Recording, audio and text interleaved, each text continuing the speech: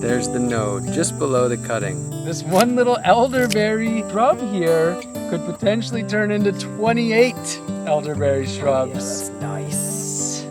Hello, dear friends. We are with our friend here, the elderberry, and this is one of the key trees that will help us to plant 1 million community fruit trees over the next decade through a grassroots collaborative effort of thousands of people, which hopefully includes you. One of the reasons we've chosen elderberry is because it's an incredible native plant that benefits pollinators, produces abundant yields of incredible fruit that's also very medicinal, and it's one of the easiest to propagate. And that fruit's wonderful for humans and all the other animals, including many birds. Helps with riparian restoration. Pretty much the easiest plant to propagate through live cutting. Is that right? I would say so, yes. All right, so let's dive in. Let's help you get started.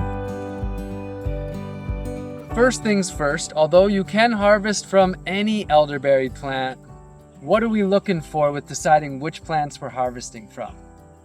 Anytime we're choosing plants to propagate, we want to select from parent plants that exhibit the best qualities for vigor, productivity, disease resistance, berry size and sweetness, and a plant that is going to yield generously in propagation material. So with elderberry, we're looking for nice, plump, juicy berries, a vibrant looking plant, large clumps with many shoots. Absolutely, you got it. All right, so we have a plant here that is about 3 or 4 years old. Yes, this plant is in its 3rd year now. Based on what we're seeing here, how much of this could we harvest without doing harm to this plant while harvesting the resources that we need in order to propagate it? Best practices are to never take more than 1/3 of an established shrub like this. So at most we'll take 1, 2, 3, 4 of these shoots. And then we're gonna get about how many cuttings from each of these shoots?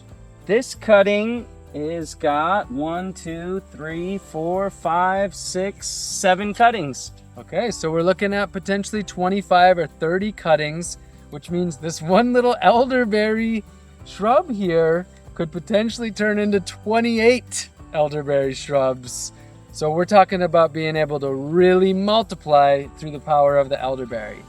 Let's take a cutting. So what is the ideal size for the width of the branch that we're taking from? With elderberries, we want to find branches that are a minimum of a 1/2 inch in width and a maximum of around 1 inch to 1.5 inches. So let's take a look at what we've got here. This is the width of my thumb, and we've got a measuring tape so we can really show you this. So we're looking at about 5/8. So this is a pretty ideal, this is kind of the smallest one you'd want to ideally propagate. Exactly. Now, if you only have smaller, like this size, can people use these? Or are these too small if this is all they have in their area? Absolutely.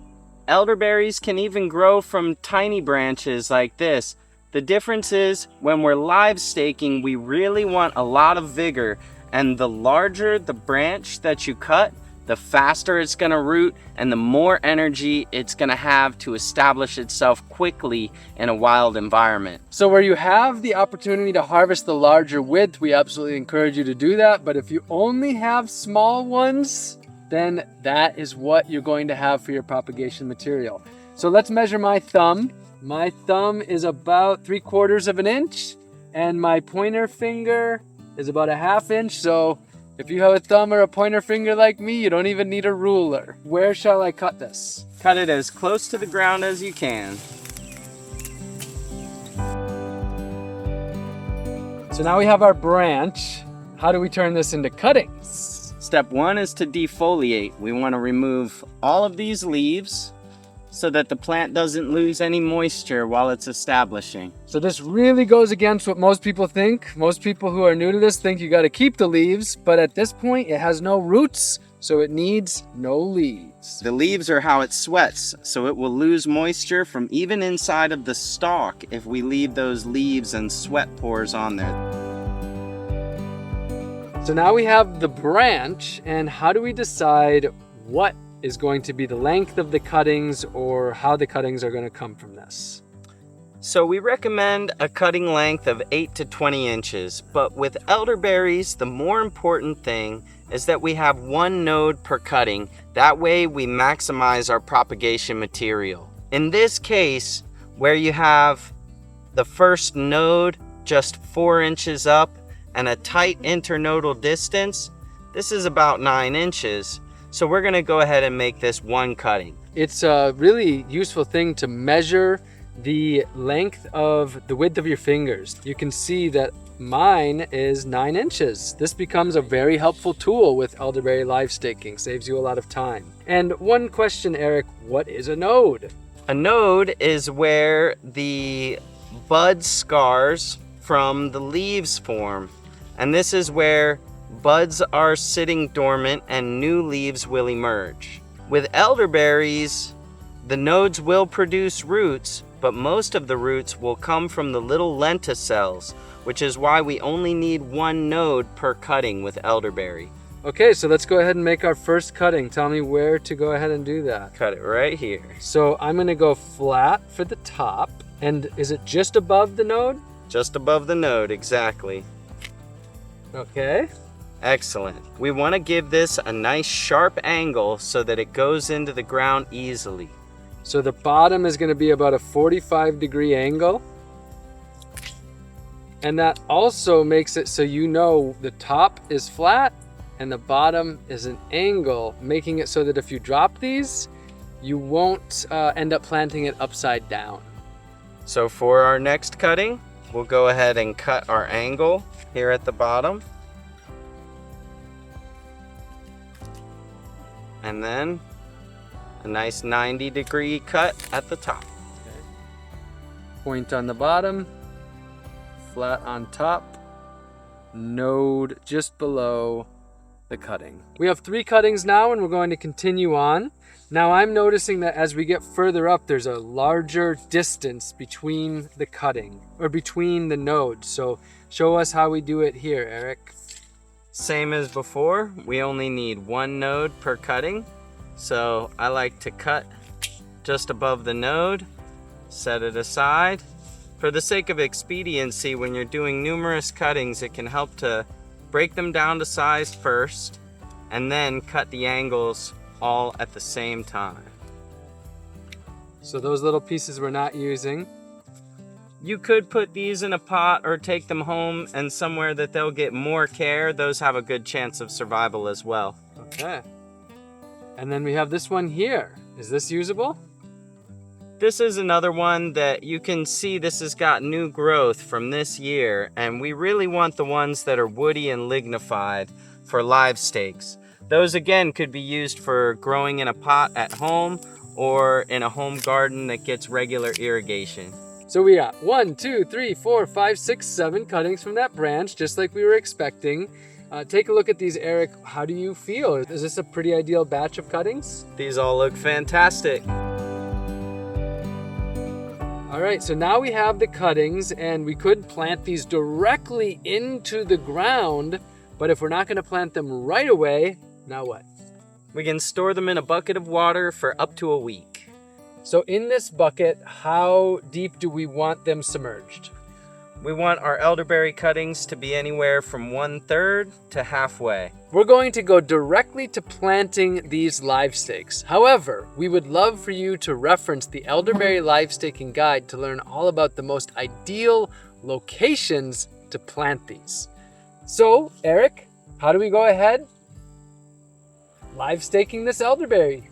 Well, the first thing you're gonna need is the right tools. And for me, the cream of the crop is this Japanese digging trowel known as a hori hori.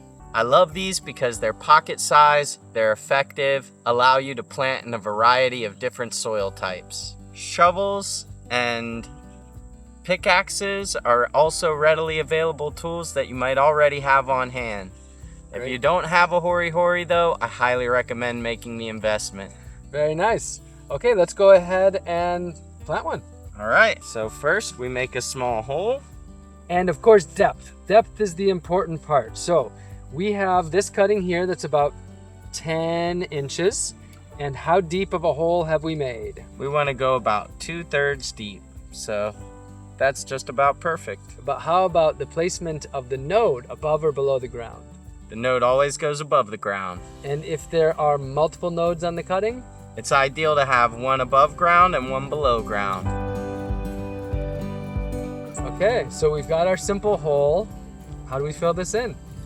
The first step is to add a little bit of extra water so that the soil is nice and juicy. Great. Give the plant an extra nudge off to an easy start. Wow, I'm actually seeing how easily that hole is filling back in. And now, do we want to really snugly pack it in or keep it loose? I like snug, so I usually give a little press of my foot at the very end. When there's good soil contact, that ensures that the cutting is not going to dry out underground, even if there's a long period of drought. Now, are we going straight into the ground at an angle? What's our preference here? I like to have a slight angle so that there's more soil contact underground. The strategy we're going to share with you is rather than just planting one cutting in each area, because one cutting might produce, but it could also die. So to increase our chances of success, we're going to plant 3 in a small triangle, approximately 8 to 9 inches apart. So that's the width between my pinky and thumb. Great. How is that hole? Great, and then dump the water in.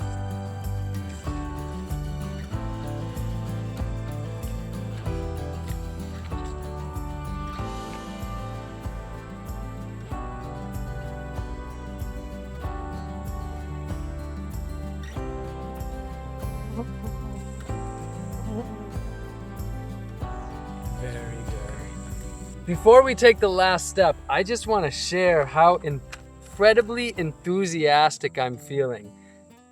What we have here is the potential over the years ahead for dozens of pounds of fruit that's going to be for humans, for the birds. The flowers on this are going to be incredibly beneficial for many pollinators. This is helping to regenerate our soil. This is helping to create shade. It's helping to restore riparian areas. And once we've planted and there's fruit, that's not the end of the story. As the birds and the animals eat these elderberries and spread them, the trees will spread as well. So just getting started can actually start to produce many more trees without any work. The final touch, what are we doing here? We're gonna give these some nice mulch to help to suppress weeds and retain the moisture from the watering that we just gave these cuttings. I'm excited. A whole bucket? No, we can go like that. We'll do some more around the outside. Elderberries are very unique because with most trees, you don't want the mulch touching the base of the tree. But with elderberry, they can have that right up around them, right? Yeah, because they'll just root into this nice composted wood chip that we've got for them. So here you have it. This is what we're ideally looking for the likeliness of success. We've got our 3 planted snugly in there and then mulched as well. What do you think, Eric? I think all 3 of these are gonna make it. Very nice. How are you feeling right now having planted these? Fantastic. I love elderberries. Well, 1 million community fruit and nut trees over the next decade, and right now, I'm thinking maybe 250,000 of those are going to be elderberries, and I'm hoping that that's going to be dozens or hundreds that are planted by you in this together. That gives you the information that you need in order to harvest, get your propagation materials, and then actually live stake. However, there's so much more helpful information to be deeply successful, to be able to plant dozens, hundreds, thousands of these. And for you, we have created our elderberry live staking guide. Go to communityfruittrees.org and you'll have the guide there and everything that you need for support on this journey. All right, let's get out there and propagate some elderberries.